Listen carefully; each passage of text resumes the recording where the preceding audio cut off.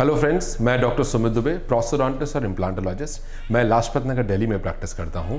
आज मैं आपको एक बहुत इंपॉर्टेंट चीज़ बताने वाला हूं। मेरे पास कुछ पेशेंट्स आए हैं और उनका इम्प्लांट्स होना था, तो वो बड़ा इम्प्लांट से घबरा गए कि इम्प्लांट है, सर्जरी है, अफलातून है, पता नहीं क्या है, क्या कराने जा रहे हैं और क्या होगा कि उनकी हड्डी में कोई स्क्रू डाला जाएगा, उसके ऊपर दांत लगेगा। भाई ये प्रोसीजर है, प्रोसीजर में वो सब किया जाता है और आप इम्प्लांट से बिल्कुल मत घबराइए। इम्प्लांट बिल्कुल टूथ रूट की तरह है और उसके ऊपर एक परमानेंट कैप लगती है। इमीडिएट भी लगती है और 3 महीने बाद भी लगती है, 6 महीने बाद भी लगती है और इससे आप ताउम्र खा सकते हैं। इसका सक्सेस रेट लगभग 92 to 94% होता है, जो भी लिटरेचर्स ने और बुक्स ने बताया है। और इम्प्लांट से घबराने की बात नहीं है, कोई मतलब मेजर सर्जरी नहीं होती है। और हंसी इसलिए आ रही है क्योंकि पेशेंट से ऐसे ही बोलते हैं, ऐसे ही बताते हैं। इसमें कुछ मापदंड लेने पड़ते हैं, कुछ इन्वेस्टिगेशंस करानी पड़ती हैं। आपका अगर एक दांत मिसिंग है और आपका वो दांत मोलर है या फिर फ्रंट का है, तो आप उसमें इम्प्लांट्स करा सकते हैं, इंस्टेड ऑफ कि आप उसमें ब्रिजिंग कराएं, 2-3 दांत की रूट केनाल कराएं, उस पर 3 यूनिट का ब्रिज बनवाएं।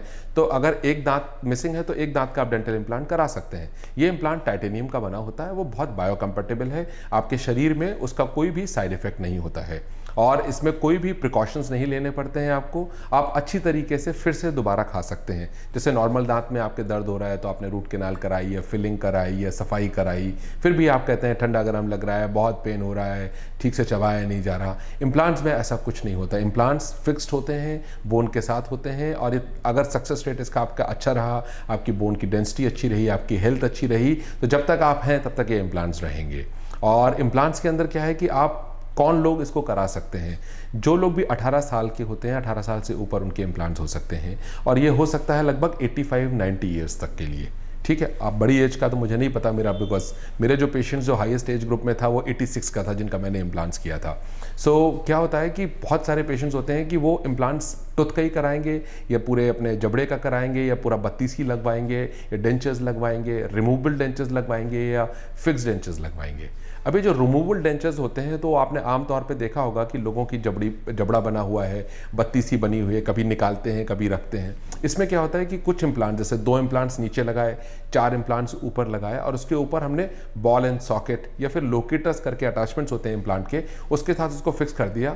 पेशेंट जब चाहे तब उसको निकालेगा, जब चाहे तब उसको लगाएगा और उसको आराम से धो के यूज़ कर सकता है। ये अपने आप नहीं निकलेंगे क्योंकि बहुत बार आपने देखा होगा कि जबड़े बाहर निकल आते हैं। तो ये फिक्स ट्रीटमेंट ऑप्शन है।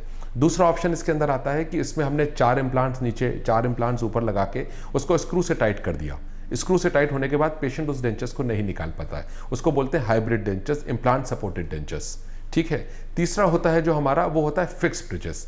फिक्स ब्रिजेस में क्या होता है, उसमें आप मेटल सेरामिक के कैप्स लगवा सकते हैं, जिरकोनिया की कैप्स लगवा सकते हैं और उसमें कभी कभी नीचे 6 इम्प्लांट और 8 इम्प्लांट और ऊपर 6 और 8 इम्प्लांट्स लगाए जाते हैं, जिससे क्या होता है कि आप पूर्ण तरीके से, अच्छी तरीके से खाना खा सकें और प्रॉपर तरीके से आप बोल सकें, स्माइल कर सकें और जो मन में आए वो आप उसको खा सकते हैं।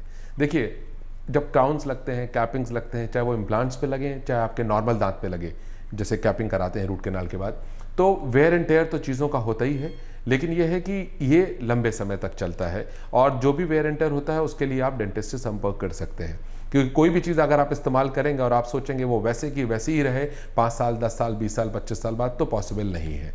तो उसकी रख रखाव भी तो ज़रूरत है। जैसे गाड़ी आपके पास है तो गाड़ी की सर्विसिंग भी तो बहुत ज़रूरी है, टायर चेंज करना भी ज़रूरी है और मोटरसाइकिल वालों के लिए पिस्टन चेंज करना भी ज़रूरी है। तो उसी तरीके से इम्प्लांट की भी मेंटेनेंस होती है। इसके लिए नॉर्मल ब्रशिंग आप जो करते हैं उसको करेंगे, इसके लिए आपको इंटरप्रॉक्सिमल ब्रशेज यूज़ करने पड़ेंगे, फ्लॉसेज यूज़ करने पड़ेंगे और आपको लगातार कुल्ले करने पड़ेंगे। गुनगुने पानी से करिए। अपने डेंटल डॉक्टर जो आपके इम्प्लांटोलॉजिस्ट हैं उसको हर 6 महीने पे, साल भर में पोस्ट ऑपरेटिव चेकअप कराइए।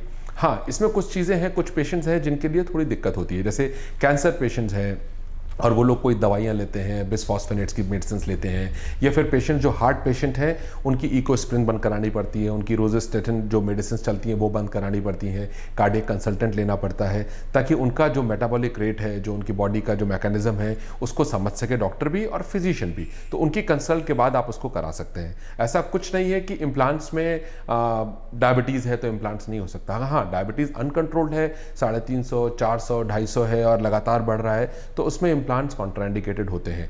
उसमें एक्सट्रैक्शन भी कॉन्ट्राइंडिकेटेड होता है, उसमें रूट कैनाल भी कॉन्ट्राइंडिकेटेड होता है। पूछिए क्यों, क्या होता है? जब आप दांत निकालते हैं तो खून निकलता है, जब खून निकलेगा तो जब डायबिटीज़ में टिश्यू हीलिंग बहुत डिले होगी, जब टिश्यू हीलिंग डिलेड होगी तो इम्प्लांट्स में भी टिश्यू हीलिंग डिले होगी और बोन फॉर्मेशन डिले होगी। तो इसलिए अगर आप कंट्रोल में कराएंगे, डायबिटीज़ हो आपको या फिर ब्लड प्रेशर हो, तो अगर कंट्रोल में रहेगा तो सब कुछ कंट्रोल रहेगा।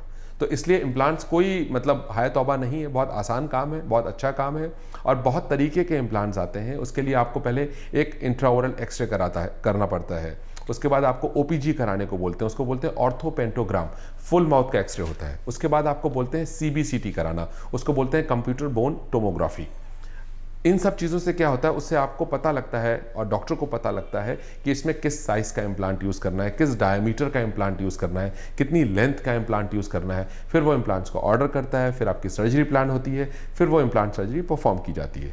कुछ केसेस में देखा जाता है कि हम लोग इम्प्लांट्स लगाने के विद इन 3 to 5 डेज़ के अंदर हम उनको डेंचर्स दे देते हैं, जिसको इंटरिम डेंचर कहा जाता है, ताकि पेशेंट अगले 5-7 महीने तक उससे खाए और उसके बाद जब इम्प्लांट प्रॉपर तरीके से ऑस्टियो इंटीग्रेट हो जाए, मतलब हड्डी का वो हिस्सा बन जाए, तब उसको हम लोग फिक्स ट्रीटमेंट ऑप्शन देते हैं।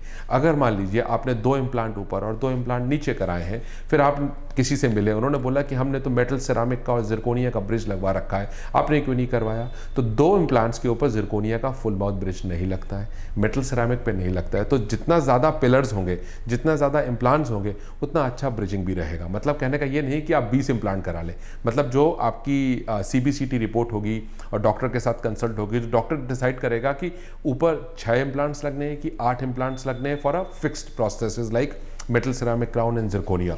सो आप जैसे मैं अभी स्माइल कर रहा हूँ और जैसे मेरे दांत हैं, वैसे ही आपके दांत हो जाएंगे। इसमें आपके पास एक ऑल्टरनेटिव और अच्छा होता है, इसमें आप टीथ का जो शेड है वो चेंज करा सकते हैं।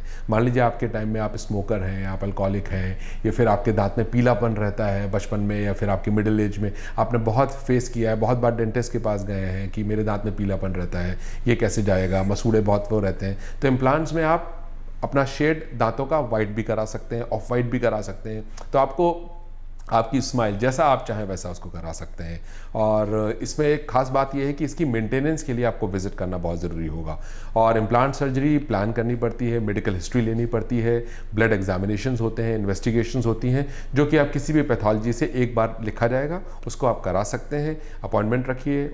सर्जरी होने के बाद आपको 7 to 10 डेज़ के लिए सूचर्स दिए जाते हैं, जो सूचर्स मतलब टाँके दिए जाते हैं, जिसको आप आके रिव्यू में उसको आप रिमूव करवा सकते हैं। कहीं कहीं पर हम लोग रिजॉल्वेबल सूचर्स भी देते हैं, जिसमें पेशेंट कहता है कि हम नहीं आ सकते, हम शहर के बाहर जा रहे हैं या हम ट्रैवल कर रहे हैं, तो वो रिजॉल्वेबल सूचर्स अपने आप कुछ समय के बाद रिजॉल्व हो जाते हैं। तो इस तरह से इम्प्लांट्स का हम लोग प्लान कर सकते हैं, देख सकते हैं। हेजिटेशन बिल्कुल भी मत रखिए, अपने डॉक्टर से कंसल्ट करिए। आपका कोई दांत मिसिंग है, आपका दांत नहीं है और आप उसको फिक्स कराना चाहते हैं, तो इम्प्लांट से अच्छा ऑल्टरनेटिव कुछ नहीं है।